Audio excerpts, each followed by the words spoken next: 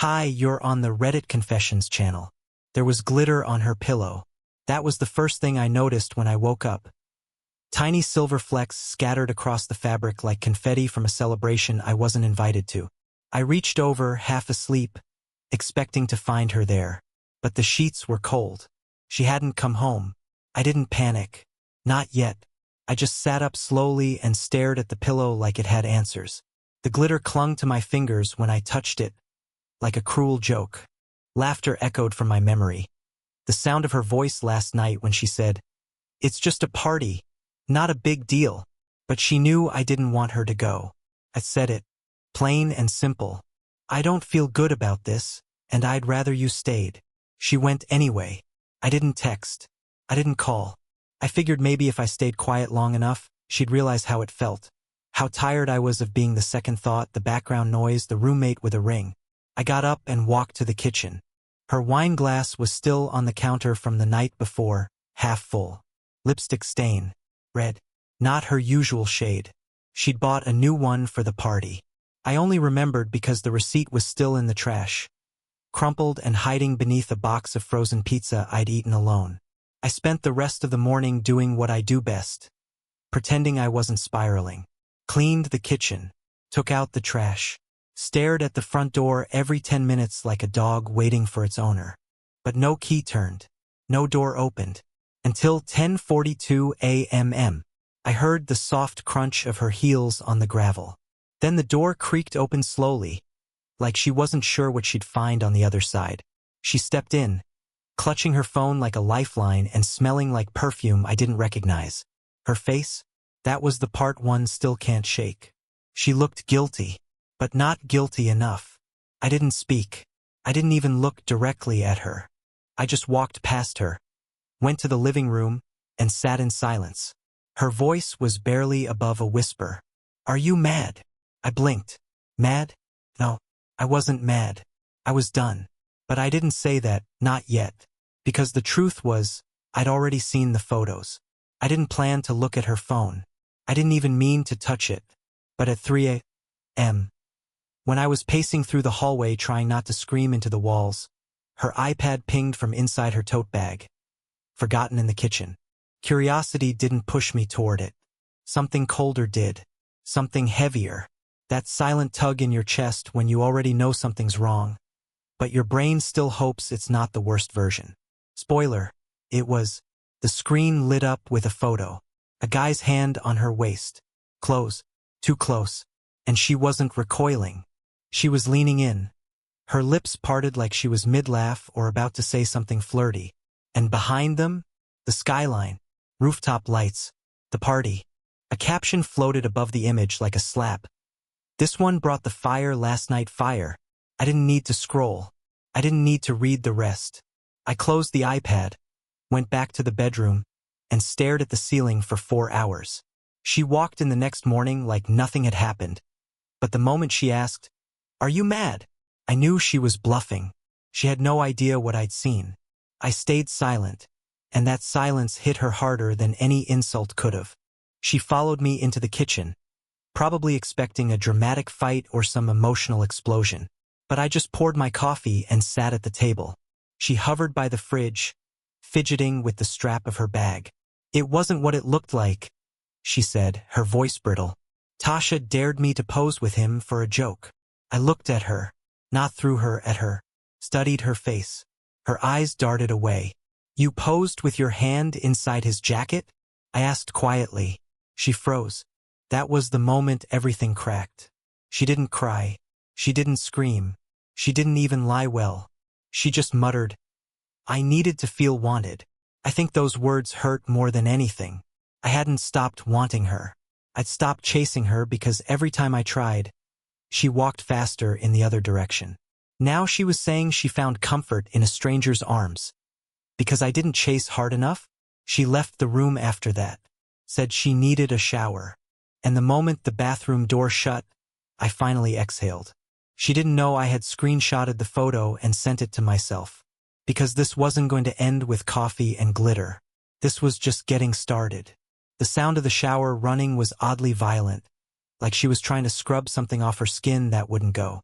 I sat at the kitchen table long after my coffee had gone cold, just staring at the grain of the wood like it might give me advice. My phone buzzed twice, messages from coworkers, but I didn't answer. How could I? The weight in my chest made even lifting my arms feel like effort. I kept replaying her words over and over. I needed to feel wanted, like I was a ghost in my own house. She came out of the bathroom 20 minutes later wearing that oversized black sweater she always threw on when she was hungover or hiding. She didn't look at me, just walked to the couch, curled up, and turned on the TV. I pretended not to notice, but I was watching everything. The way she kept glancing at her phone, the way her leg jittered under the blanket. She was waiting for a text, a call, maybe even a reply from him. And that's when I decided I wasn't going to just sit there anymore. Later that afternoon, when she stepped out to grab groceries, I slipped into the bedroom and grabbed her old laptop from the drawer. She hadn't used it in a while, but I knew Lorna too well. She reused passwords. After 4 tries, I was in. The email app auto-loaded. My hands trembled as I scrolled. There were dozens of messages with her friend Tasha, filled with emojis, jokes, and more pictures from the party. But the thread that stopped me cold wasn't from Tasha. It was from someone named JR. One email stood out, sent just a few hours before she came home. Subject: You looked dangerous in green heart. I opened it. Just a few words. Had to say it. That dress nearly made me forget you were married. Be safe. Unless you're not planning to be? There was no reply from her. But there also wasn't a single word of protest. No line like, "Don't text me again," or "That was a mistake." Nothing. Silence is an answer too. I took a screenshot and emailed it to myself. When she got home later, carrying a paper bag with the one kind of yogurt she knew I hated, I didn't say anything. I just watched her pretend that the world hadn't shifted. But I was done playing the clueless husband. Something in me had cracked, and this time I wasn't going to patch it up. That night I barely slept. I stayed on the edge of the mattress, eyes wide open, back to her, heart pounding like I'd swallowed a clock. At one point, around 2:14 a.m., she shifted under the blanket and let out a soft laugh in her sleep. A laugh. It wasn't loud, but it was real. I turned slightly, just enough to see her face lit by the moonlight coming through the blinds. She was smiling. Whatever dream she was having, it wasn't about me. I hadn't seen her smile like that while awake in months. When morning came, I was already sitting at the kitchen table with my second cup of coffee by the time she emerged in that same black sweater. She stretched like everything was normal. No remorse, no tension. Just a yawn and a casual, "Did you sleep okay?" I gave her a nod and a half-hearted smile. She poured herself a cup of coffee, and I noticed her phone vibrate silently against the counter.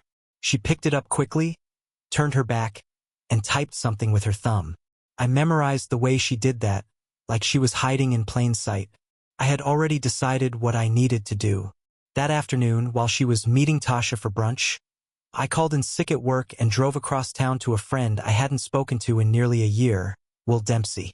Will was the kind of guy who wore leather jackets in the summer and built gaming rigs for fun. He also happened to be great at recovering deleted data. I told him I suspected Lorna was hiding something and asked if he could help me recover deleted messages or anything she'd wiped from her laptop. He didn't ask many questions, just gave me that look, half pity, half curiosity, and said, "Leave it with me for a few hours." I drove back in silence, hands gripping the steering wheel too tight. When I got home, Lorna was already back, humming in the kitchen. She said brunch was fun, that Tasha might be planning another rooftop event soon. My stomach turned. I nodded like it didn't bother me, even though every word felt like a knife through wet paper. At exactly 6:48 p.m. Will texted me one sentence, "You're going to want to see this." My blood ran cold. I told Lorna I needed to run out for gas. She didn't even look up from her phone.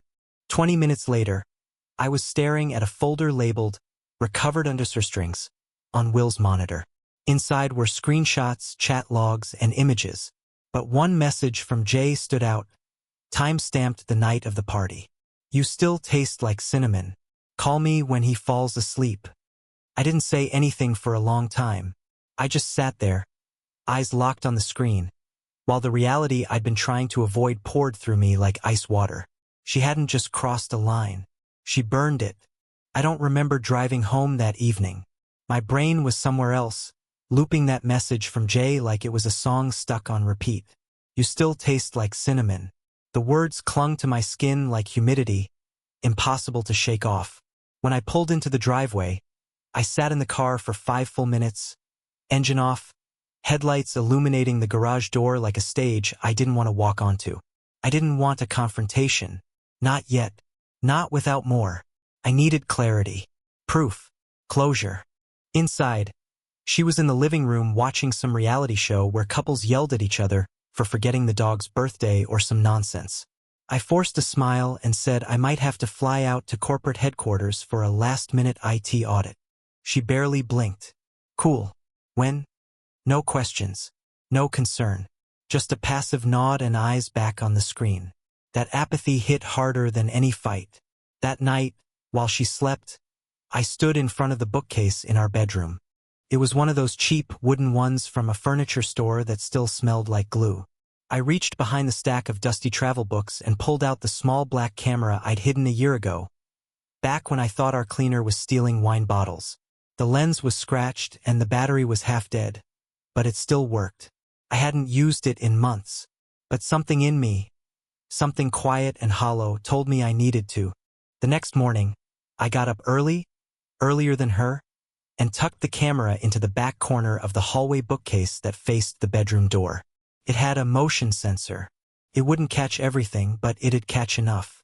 For the next few days, I pretended to travel for work. I booked a room at a cheap extended stay motel across town and set up remote access to the camera feed from my laptop. It wasn't glamorous. It was dusty, smelled like bleach and old soap, but I needed distance to see clearly. First, nothing happened. She went to work, came home, scrolled her phone.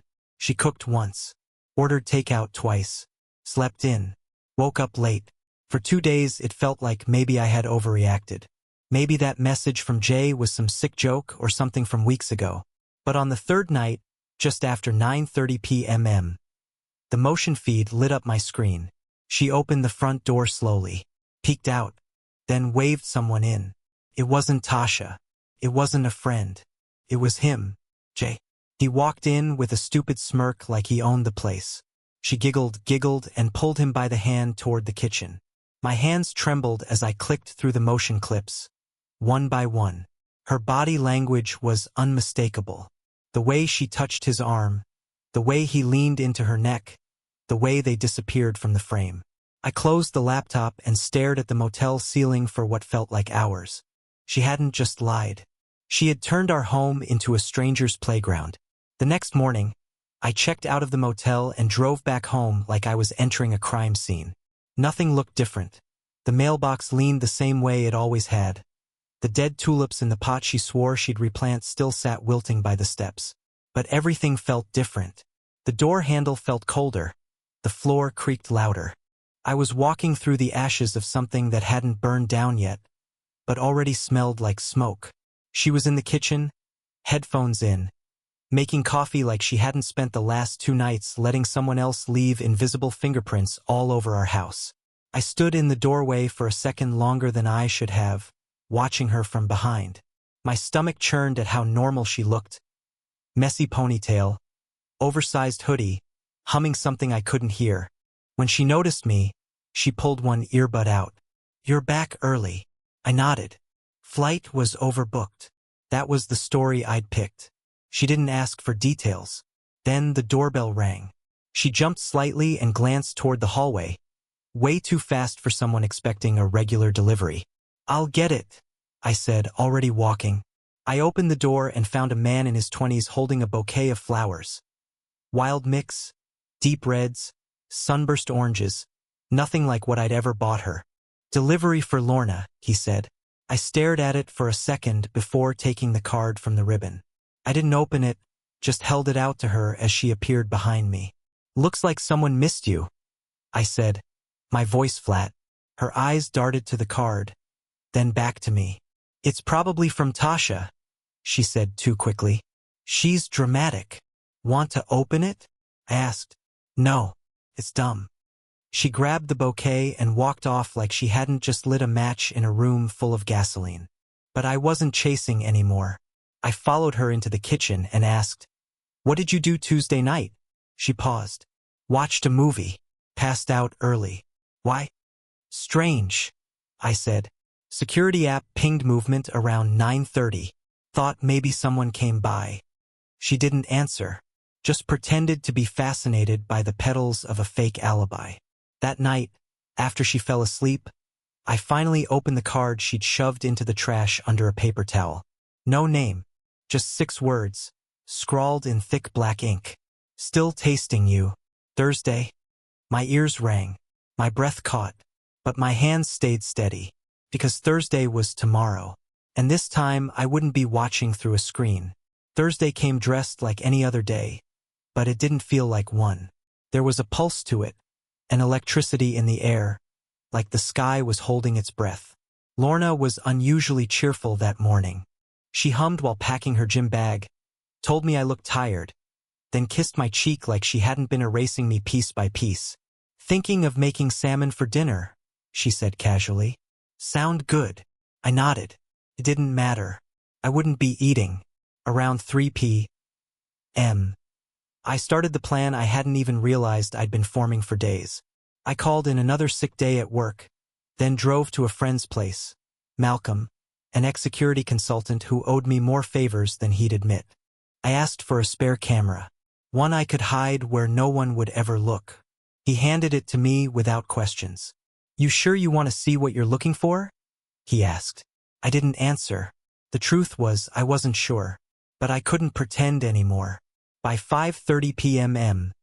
I had the house to myself. Lorna had left an hour earlier, claiming she had a late yoga session and then might meet Tasha for dessert.